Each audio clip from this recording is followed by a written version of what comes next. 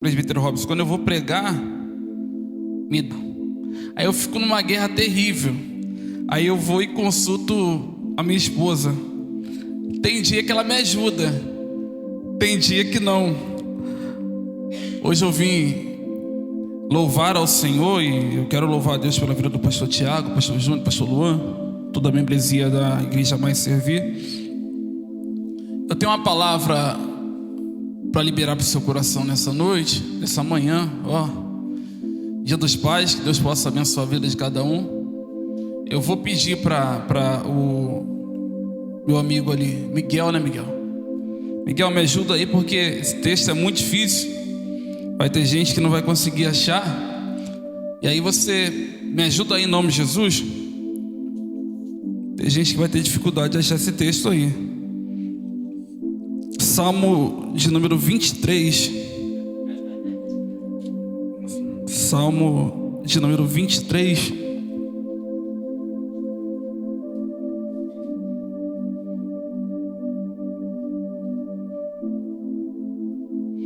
Sei que você conhece esse salmo, só te peço para você me dar uma oportunidade nessa manhã.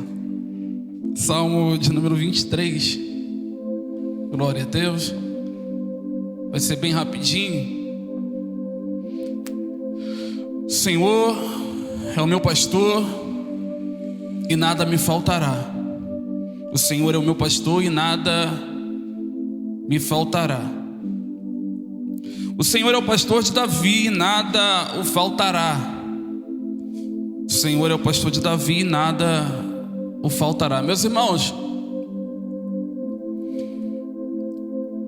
começo do ano passado eu tive que fazer uma breve viagem a trabalho. E Deus ele me deu esse pensamento. Eu queria compartilhar com você nessa manhã. Todos nós que estamos aqui sabemos muito bem que Deus ele era um Deus que tinha o seu povo. Ele é um Deus que tem seu povo como prioridade. Mas houve um período da história que o regime era um regime teocrático. Deus ele liderava o seu povo através dos anciões, sacerdotes, dos profetas. Só que em um determinado tempo da história, o povo ele quer um rei, o povo ele quer um representante terreno.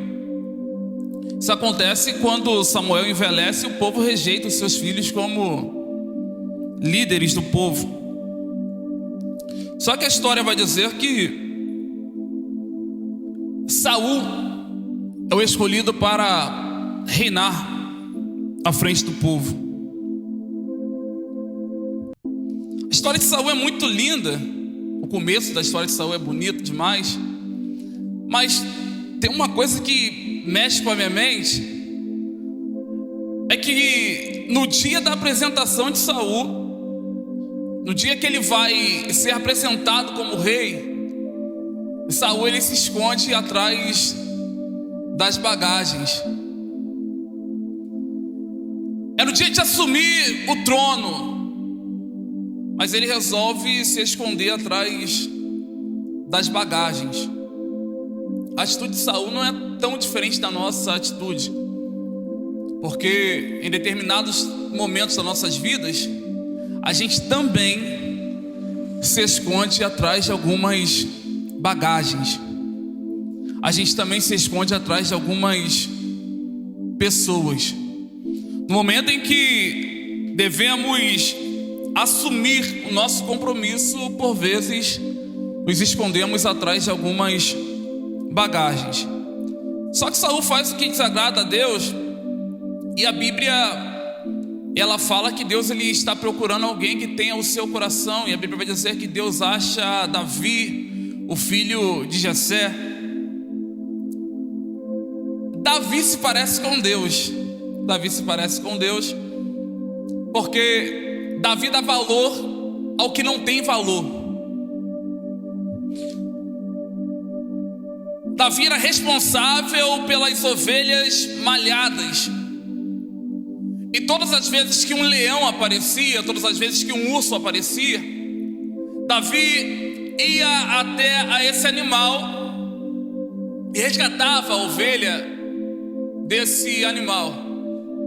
Davi se parece com Deus, porque Davi dá valor que não tem valor.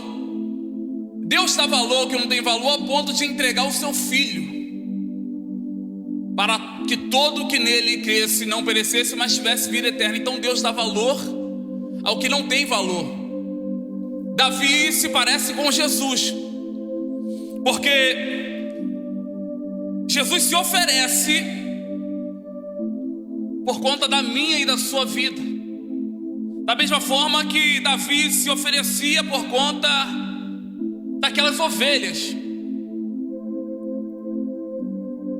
Davi tinha propriedade para dizer: o Senhor é o meu pastor e de nada eu tenho falta.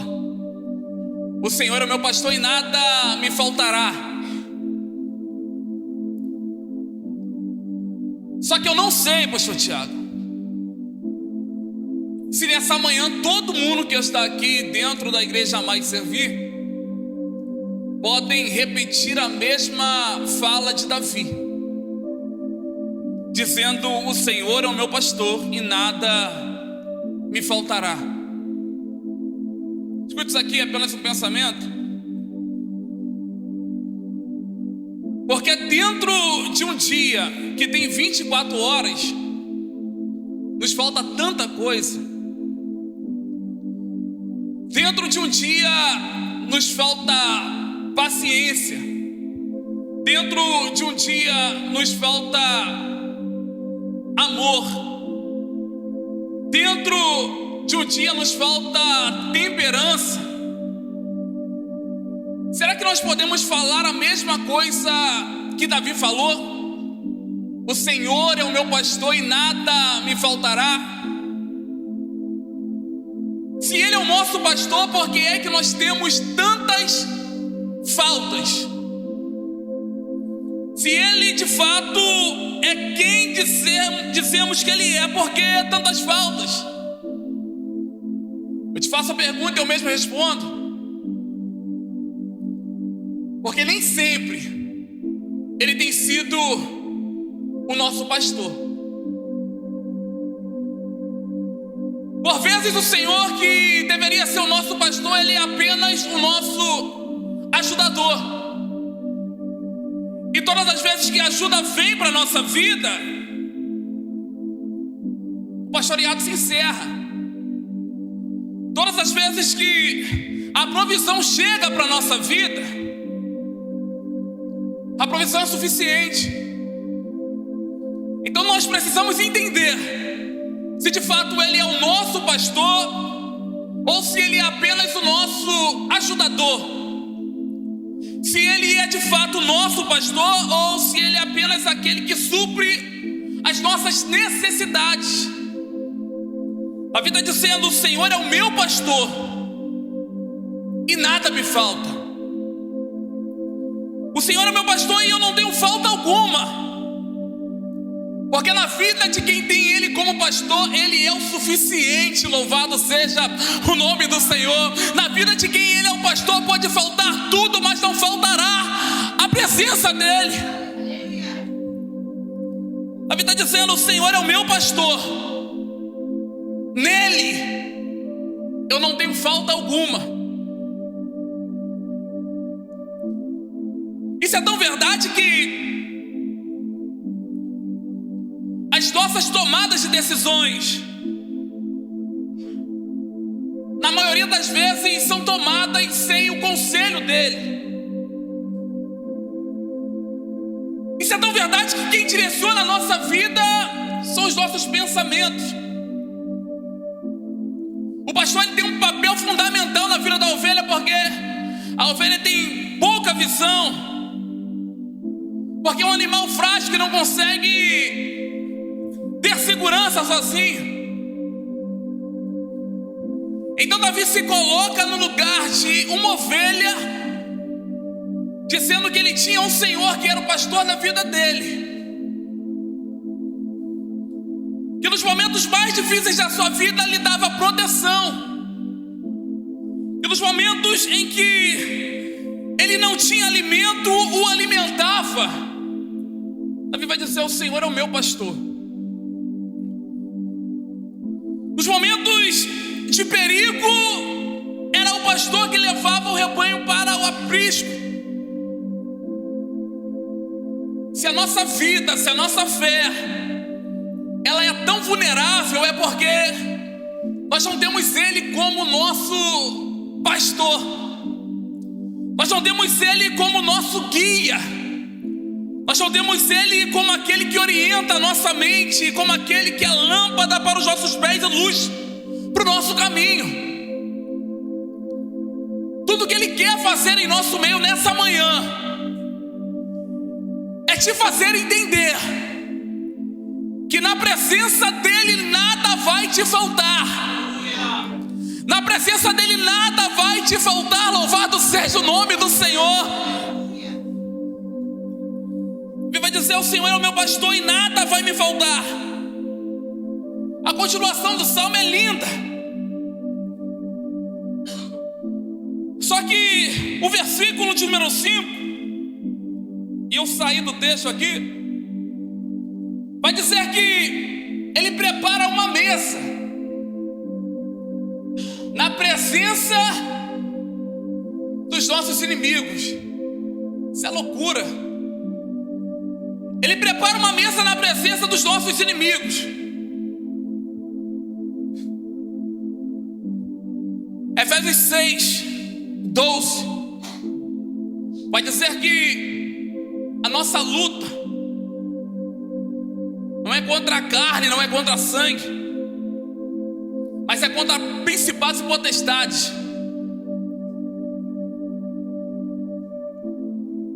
A grande verdade é que nós temos inimigos e pessoas que são usadas pelo nosso inimigo. E às vezes a gente direciona a nossa frustração, a nossa raiva em pessoas que são usadas pelo nosso inimigo. Só que o seu inimigo não é essa pessoa que está do seu lado. O seu inimigo não é o seu irmão. O seu inimigo não é ninguém da sua família. O seu inimigo são potestades e principados. Só que a Bíblia está dizendo que no momento em que o nosso inimigo está tentando contra a nossa vida, o nosso pastor, ele prepara uma mesa na presença dos nossos inimigos. O nosso pastor, ele prepara uma mesa na presença daqueles que querem nos matar, que querem destruir a nossa casa, a nossa família. O nosso Deus, ele é tão grande, tão lindo e tão maravilhoso, que ele tem o poder de preparar uma mesa na presença dos nossos inimigos. O livro de 1 Pedro, capítulo número 5, versículo número 8, vai dizer que o nosso adversário está ao nosso derredor, buscando a quem tragar, porque a vontade do diabo é acabar com a sua vida. E para ele não tem descanso não. É 24 horas arquitetando contra a sua casa, contra a sua família, contra a sua vida. Ele fica tentando contra a nossa vida. E é nesse momento que o nosso Deus, o nosso pastor, ele prepara uma mesa na presença do nosso inimigo. Isso é loucura, gente. Isso é loucura. Você imagina a cena: o diabo tentando acabar com você, e o seu Deus preparando uma mesa para você, um banquete para você, na presença do seu inimigo, demonstrando para ele que na sua vida ele não pode tocar, demonstrando para ele que na sua família ele não pode tocar, demonstrando para ele que nos seus filhos ele não pode tocar. O nosso Deus, ele prepara uma mesa na presença dos nossos inimigos.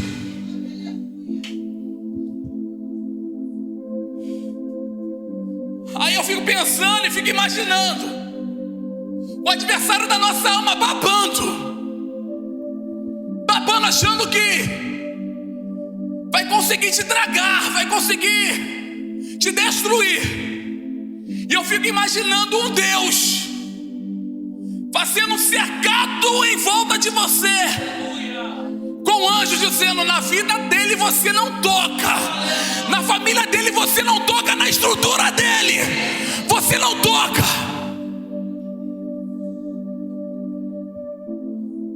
O nosso Deus, ele prepara uma mesa na presença do nosso inimigo.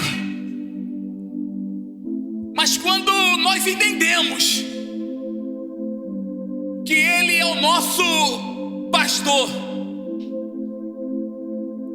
amplie a sua visão nessa manhã, para que você saia daqui entendendo que ele não é apenas aquele que te dá uma provisão, que abre uma porta, que supre a sua necessidade, mas que nele você não tem falta alguma. Na presença dele você não tem falta alguma. O que mais nós estamos fazendo é aceitando as suas bênçãos e rejeitando o seu pastoreado. Nós entramos aqui aceitando as bênçãos dele, mas quando ele nos chama para a profundeza, para orientar a nossa vida, a nossa mente, nós queremos fugir do pastoreado dele. Ei, em nome de Jesus, deixa ele guiar a sua vida, deixa ele guiar a sua mente, deixa ele guiar a sua história, porque ele tem uma direção melhor que a sua, ele tem uma vontade melhor que a sua, ele tem um desejo melhor do que o seu, e essa vontade dele vai te levar em lugares que o seu desejo não vai te levar, que a sua bondade não vai te levar. Deixa ele ser o seu pastor, deixa ele ser o seu guia.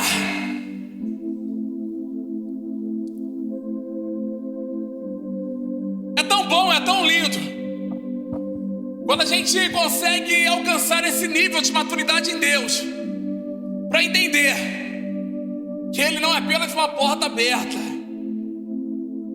que ele não é apenas uma provisão, que ele não é apenas um ato, mas que ele é o nosso pastor. Eu não sei se um pensamento como esse agrada a todo mundo, mas um pensamento como esse agrada a quem é a ovelha. Porque quando a ovelha, ela repetidamente sai do aprisco, o pastor, ele é obrigado a quebrar a sua pata. Mas ele não quebra para que a ovelha sinta a dor. Ele pega a ovelha, coloca a ovelha no seu ombro e cuida dela até que ela fique curada. Para sermos ovelhas dele, nós precisamos aceitar, além do seu pastoreado, a sua correção. Aleluia. Nós precisamos aceitar que o plano dele é muito melhor para a nossa vida. Deixa ele te guiar em nome de Jesus. Irmãos, tem tantas vezes que quem guia a nossa mente, quem guia a nossa vida é a nossa mente, quem guia a nossa vida são os nossos pensamentos, quem guia a nossa vida é a nossa história. Mas existe um Deus aqui em nosso meio, e ele veio para guiar a sua vida nessa manhã. Ele veio para dar um direcionamento para a sua vida. Ele veio porque ele sabe o que é melhor para a sua casa. Ei, em nome de Jesus, deixa ele tomar o lugar que é dele, deixa ele tomar o lugar que é dele, e você verá que ele tem o melhor para a sua vida. Davi vai dizer: o Senhor é o meu pastor. E por vezes, ao entrar na casa de um crente, você olha lá na estante, está aberto o Salmo 23, e está escrito que ele é o seu pastor, mas de verdade não é. Porque quem tem guiado a nossa vida somos nós mesmos, quem tem guiado a nossa história somos nós mesmos, e a gente fica num ciclo vicioso sem sair do lugar, porque não aceitamos o pastoreado dele, não aceitamos que ele tem o melhor para a nossa vida. Davi não fala de boca, Davi fala de coração. Davi não fala por falar, Davi fala com convicção, que ele tinha um Deus que não era apenas aquele que supria as suas necessidades, ele tinha um Deus que não era apenas aquele que abria a porta, Ele tinha um Deus que não era apenas aquele que fazia milagres, mas ele tinha um Deus que era o seu pastor. Eu não sei para você, mas para mim não tem valia alguma estarmos aqui numa manhã como essa, sem o entendimento que nós temos um guia que quer direcionar a nossa vida para o centro da vontade dele. Sozinho, sem a ajuda do nosso pastor, nós iremos sucumbir. Mas se ele for o centro da nossa vontade, ele vai guiar a nossa vida para o seu propósito, e nós iremos alcançar o objetivo dele aqui na terra. Sozinho nós somos apenas ovelhas que têm um perigo pela frente imenso. Com ele, nós temos um cuidado de alguém que te ama tanto, que ele é capaz, que ele foi capaz de dar a sua vida por amor à sua vida. Fica de pé em nome de Jesus. São 11h20.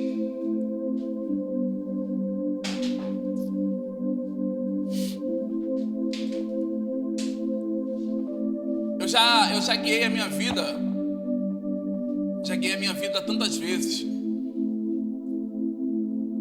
Mas hoje eu entendo que eu preciso cuidar dele. Ter ele como pastor é algo diferente. É algo... Pastor Luciano, esse dia eu estava em casa.